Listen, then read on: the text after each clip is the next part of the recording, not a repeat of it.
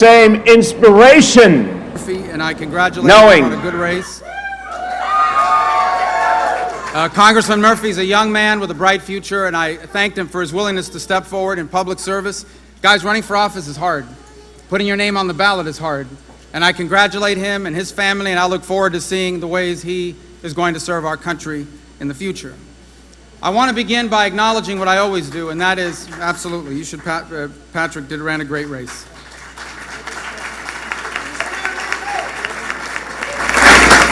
All the glory and the praise belongs to my Creator, to God, from my personal faith, my Lord and Savior Jesus Christ.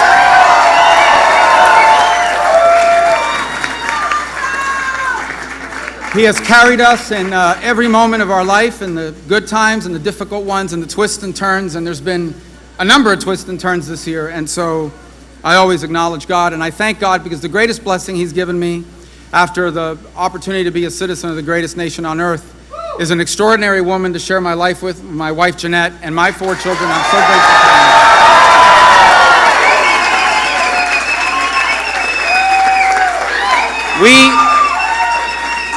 We had a great campaign team, and I wish I could mention all of their names. There's so many great people, but I do want to acknowledge someone who came here and helped us run this campaign and did a phenomenal job. There is no one better in the country right now, in my opinion, at running these things than the person who ran mine. His name is Clint Reed, and I want to thank him for his work. He did fantastic work.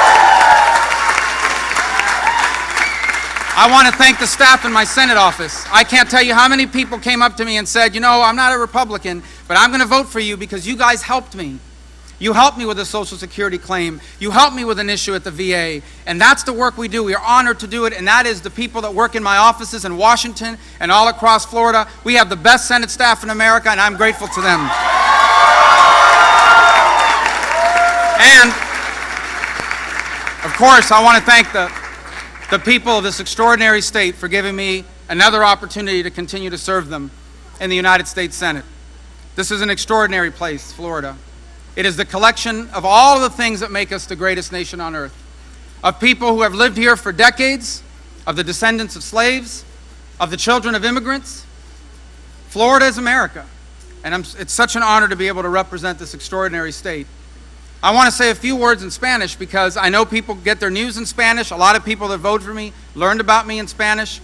Y quiero empezar por reconocer, si no se están aquí, pero quiero empezar por reconocer a nuestra población de puertorriqueños, los boricuas que nos ayudaron, y a nuestras amistades en la isla de Puerto Rico. Puerto Rico está aquí hoy. También el pueblo de Venezuela, estamos con ustedes y le doy las gracias a los venezolanos aquí viviendo en esta comunidad. A los colombianos que también, porque mi esposa y su familia son de Colombia, así que le doy. Y obviamente, los cubanos de la Florida, los cubanos. Le doy las gracias. We have been through an interesting year as a nation, and we await the results of tonight's election. But here's what I know for sure. Here's what I know. There is still no nation on earth that I would rather be.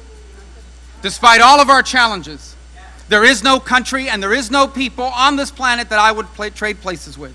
I am glad that I'm an American in the 21st century. America's going to be okay. We will turn this country around. I have faith. I know God is not done with America yet.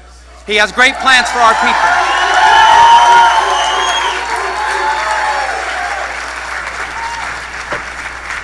In the days and weeks to come, I hope that we as a people here in Florida, I hope we will set the example in this great state. And for some reason we're having audio issues. We cannot share a country where people hate each other because of their political affiliation. Marco Rubio, but you were talking about how it's interesting that we've already called Rubio for the state of Florida, and you and I were just reading on ABC News, just over 100,000 votes separate Trump and Clinton in Florida. So this is an unusual result because typically what we observe is that there's what we call presidential coattail effects. Mm-hmm. That when a state goes for a president, there's down ballot effects. Right. So we would expect that the first race that would be called would be the presidential candidate, and that would have an effect on down the ballot effects. But we're already calling it for Rubio. And you were also talking about him speaking, what, was it Spanish that he was speaking? Yeah. I gave you my earphones, so I couldn't hear.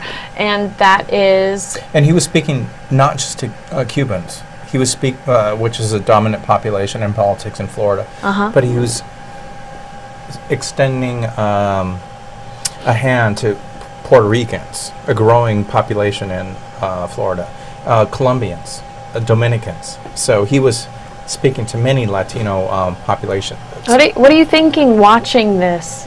I don't think that anyone can say that really monitored this entire election that he does not have a presidential appeal. But and he also said immediately following him dropping out of the race that he was considering not even continuing to run for this position, and Trump encouraged him to please continue. Yeah.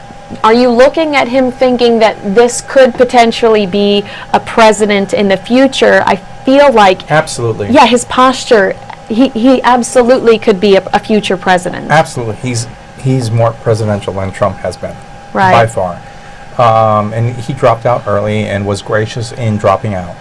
And he still has a lot of years ahead of him. So I don't think that it won't be surprising if we see Rubio run again in, say, 2020 or 2024. And do you think that he will be older and have a little bit more respect, because he kind of looked and seemed like the new kid on the block, in comparison to a Jeb, who's everybody's familiar with that last name, Lindsey Graham. Everybody was familiar with Lindsey Graham because he's had, aside from his career, he's had such a good relationship with John McCain, and you've seen him out there a lot. Yeah, I think this result for Rubio bodes really well for him and his future. I expect that, now that he's secured the Senate seat, I wouldn't be surprised that if he runs again in 4 years. All right, let's just take a peek